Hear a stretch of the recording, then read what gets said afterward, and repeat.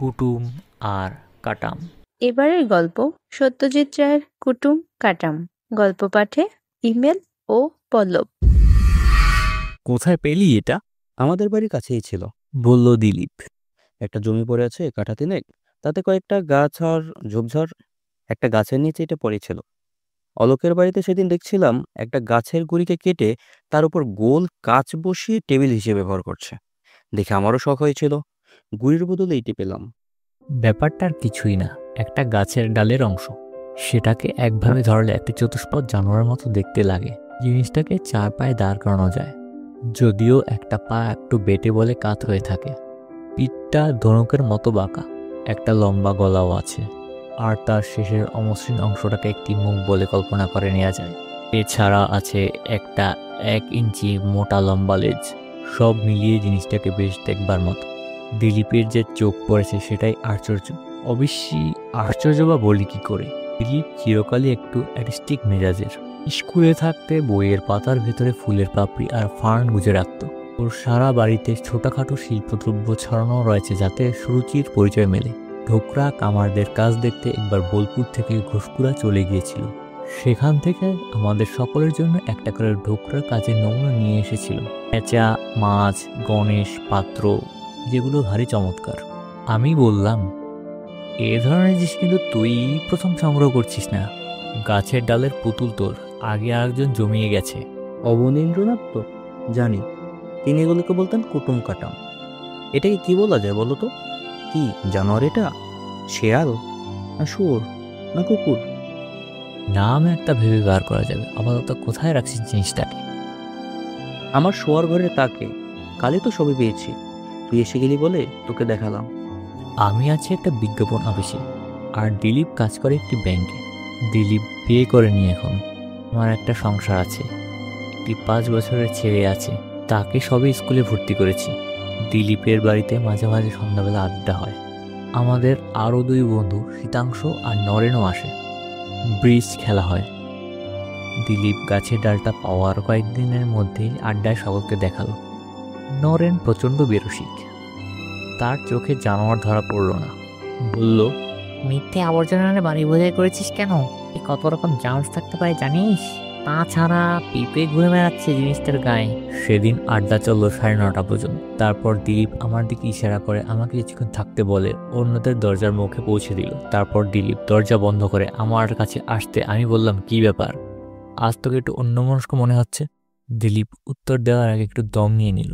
তুই তো শুনলে হেসে উড়িয়ে দিবি, কিন্তু আমি না বলে পারছি না। কি ব্যাপার? এই গাছের ডালটা আমি অলৌকিক বিশ্বাস করি না, কিন্তু এটাকে অলৌকিক ছাড়া কি বলা যায় জানি না। ব্যাপারটা খুলে বলবি? মাঝরাত্রিরে তাকের উপর থেকে একটা অদ্ভুত শব্দ শুনতে পাই, যেখানে জানোয়ার থাকে। কিসের শব্দ?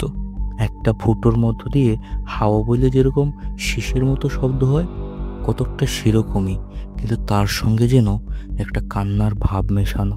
তুই তখন কি করিস? আওয়াজটা বেশিক্ষণ চলে না, কিন্তু আরেকটা ব্যাপার আছে। ওটাকে আমি দাঁড় করিয়ে রাখি, কিন্তু আজ সকালে উঠে দেখি কাত হয়ে পড়ে আছে। সে তো হাওয়ায় পড়ে যেতে পারে। আরও 2 দিন দেখ, তারপর আমাকে বলিস। আমার মনে হয় তুই ভুল শুনেছিস কিংবা স্বপ্নে দেখেছিস। দিলীপের ব্যাপারটা আমার কাছে পাগলের প্রলাপের মতো মনে হলো। এটা একটু বেশিই কল্পনাপ্রবণ। এটা চিরকালই লক্ষ্য করে এসেছি। যাই হোক, তাকে রাজি করানো গেল যে সে আরও কিছুদিন দেখবে। কিন্তু 2 দিন পরে অফিসে দিলীপের টেলিফোন পেলাম।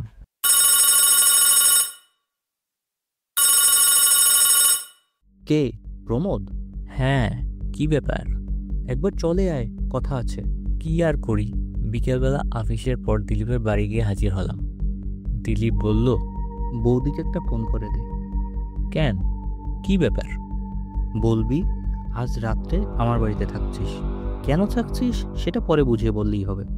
দিলীপ কথাগুলো বলল অত্যন্ত সিরিয়াসভাবে, তাই তার অনুরোধ আর ঠেলতে পারলাম না। দিলীপকে জিজ্ঞাসা করেও কারণটা জানা গেল না। তবে আন্দাজে বুঝলাম ওই জানোয়ারটা নিয়েই সমস্যা।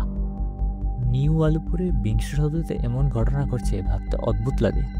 তো অলৌকিকের যে কোনো স্থানকাল পাত্র বিচার নেই, সেটা আমি অনেক জায়গায় পড়েছি।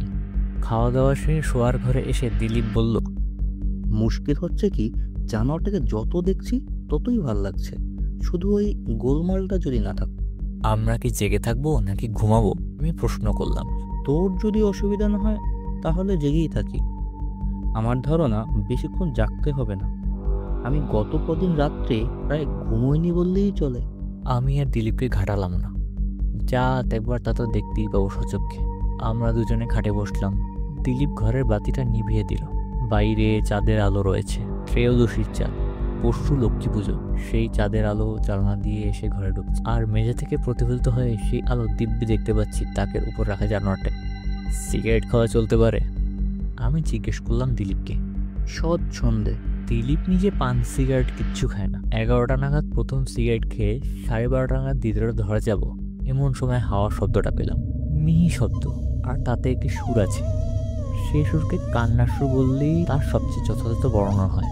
আমি আর দ্বিতীয় সিগারেটটা ধরালাম না। শব্দটা যে তাকের দিক থেকেই আসছে তাতে কোনো সন্দেহ নেই। এবার আরেকটা জিনিস লক্ষ্য করলাম, জানোয়ারটা যেন নড়াচড়া করছে, বারবার সামনের দিকে নিচু হয়ে পিছনের পা দুটো তাকের উপর আশ্রে ফেলছে। তার ফলে একটা খট খট শব্দ হচ্ছে। দিলীপের কথা আর অবিশ্বাস করার কোনো উপায় নেই। আমি সচক্ষে দেখছি ঘটনাটা। বেশ বুঝতে পারছি দিলীপ আমার পাশে কাঠ হয়ে বসে আছে। তার বাঁ হাত দিয়ে আমার শার্টের আস্তিনের খামচে ধরে। দিলীপ এতটা ভয় পেয়েছে বলেই হয়তো আমার ভয়টা অপেক্ষাকৃত কম, কিন্তু নিজের মধ্যে টিপটিপানি আমি নিজের কানেই শুনতে পাচ্ছি।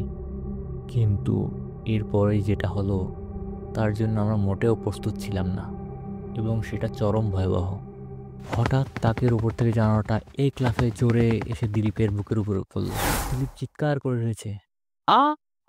আমি গাছের ডালটাকে খামচে ধরে দিলীপের বুক থেকে সরিয়ে এনেছি। তো আমি বেশ বুঝতে পারছি সেটা আমার হাতের মধ্যে ছটফট করছে।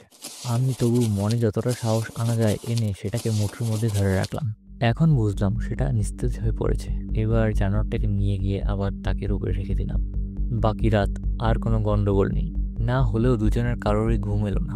সকাল হতেই দিলীপ বলল, ওটা যেখানে ছিল সেখানেই ফেলে আসি। আমি বললাম, আমার মাথায় কিন্তু অন্যরকম একটা চিন্তা এসেছে। সেটা কি?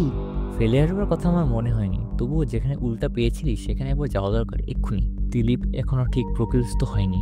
এর মধ্যে থেকে দু একবার শিউরে উঠতে দেখেছি। সে বলল, সেখানেই তো যাব, গিয়ে জিনিসটা ফেলে আসবো। ফেলবো কিনা সেটা পরে স্থির করা যাবে, আগে একবার জায়গাটা চল। ওই গাছের ডালটাকে নিয়ে? সেটার এখনো দরকার নেই। আমরা দুজনে বেরিয়ে পড়লাম। বাড়ি থেকে মাত্র 5 মিনিটের হাঁটা পথ। 3 দিক বাড়ি থেকে একটা পুরো জমি, তাতে একটা তাল, একটা কাঁঠাল আর একটা অজানা গাছ, আর কিছু ঝোপঝাড়।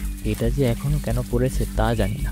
দিলীপ আমাকে নিয়ে গেল কাঁঠাল গাছের নিচে, একটা বিশেষ ঝোপের দিকে আঙ্গুল দিয়ে দেখিয়ে বলল, ওর পাশেই পেয়েছিলাম ডালটা। আমি তার আশেপাশে খুঁজতে লাগলাম। বেশি খুঁজতে হলো না, 3 মিনিটের মধ্যেই আমি হাতে করে তুলে ধরলাম একটা গাছের ডাল, যেটা বলা চলে দিলীপের বাড়িতে যেটা আছে সেটার প্রায় জমজ। তফাৎ কেবল যে এটার লেজ নেই। দিলীপ প্রশ্ন করলো, কি করবে এটা নিয়ে? বললাম, আমি করব না, তুই করবি। তুই এটাকে অন্যটার পাশে রাখবি। আজ রাতে আমি তোর বাড়িতে থাকবো, দেখি কি হয়। 2 জানোয়ার সারা রাত ধরে দিলীপের ঘরের তাকে পাশাপাশি দাঁড়িয়ে রইল, কোনো গোলমাল নেই। আমি বললাম, বোঝাই যাচ্ছে দ্বিতীয়টা ওর দোস্ত। তুই দুটোর মধ্যে বিচ্ছেদ করেছিলি বলে যত গন্ডগোল। কিন্তু এমনও হয় 20 শতাব্দীতে। আমি শেক্সপিয়ার আওড়াতে দেন। স্বর্গে মর্তে এমন অনেক কিছুই ঘটে, হো রেশিও, যা তোমাদের দার্শনিকরা স্বপ্নেও ভাবতে পারে না। এগুলোর নাম? কুটুম আর কাটাম।